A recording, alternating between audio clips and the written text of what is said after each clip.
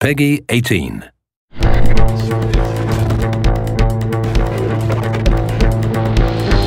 Frostbite's been in development since 2006, and there's always been a roadmap and a plan for Gen 4 and beyond. So I like to think of Frostbite as an evolutionary process, and Frostbite 3 is the next step in that evolution.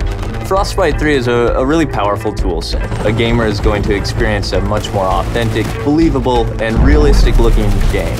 We have one unified program where you can create content that will run on everything from an iPhone to a next-gen console. And now it's really coming online and enabling the game designers to do way more than they've ever been able to do before.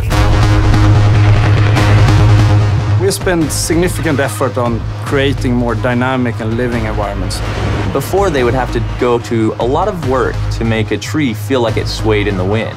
Now we give them the tools to create the tree, and we let the game engine control how the wind affects that tree. Frostbite allows everything to work together. The waves on the beach, the wind blowing the whitecaps, even the clouds overhead all move consistently with the forces of nature. You might see an explosion go off, you'll see the trees nearby shake from the explosion. It's sort of subtle, but it creates this sense of seamless reality. So the large world coupled with a lot of people running around interacting with you really pays off in Battlefield 4. Destruction has always been a core feature of the Frostbite engine. It's the evolution of the way the environment is impacted by gameplay. Everything from the smallest spark colliding, but also gigantic chunks of debris that crumble when they impact the ground. The guys on Battlefield 4 have been working on something called Levolution. Levolution is really about the concept how you can drastically change a multiplayer map into something different. It could be anything from a big building collapsing or to a dam breaking or anything really big game changer to the level. A recent feature that we've put in, and you'll see in Battlefield 4, is our networked water simulation. So what this means is all players will see the same wave in the same position at the same time. And this leads to some pretty exciting cat and mouse type of gameplay where you're ducking down and going up and you can kind of peek around as you drive in your boat.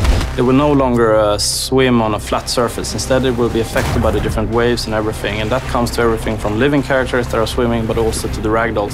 Something like a jet crashes into the ocean, you'll see the water react and the debris will then float on the waves. It's a very, very cool dynamic engine. Things just happen and it seems right. Take cover! In Frostbite 3, we've made a priority of much more believable, emotionally believable characters. There's a whole slew of features in Frostbite that support that, and one of the most important is the way a person's eyes look. The way we render characters is better than ever before. We're doing subsurface scattered models. We have parallax animation in the iris. You'll notice it looks like a real eye. You'll back me up, right? Frostbite 3 is so much more powerful than any engine I ever used before. And it's not just the specific features and the framework, it's the fact that we're collaborating with other teams around the world. In the past, before we had the Frostbite team, we were building a new engine every time and we were kind of stumbling constantly. Now, to have the team here to focus on new releases with new goodies means that we as a team can focus on the creative side to deliver better games, better experiences. Today it's used by a lot of different genres, so everything from racing games to real-time strategy games and RPGs. So in Battlefield 4, when the building collapses, the dust starts expanding, the debris is falling, the sparks are flying, the boats are ramping off of waves, all of this is because of Frostbite 3.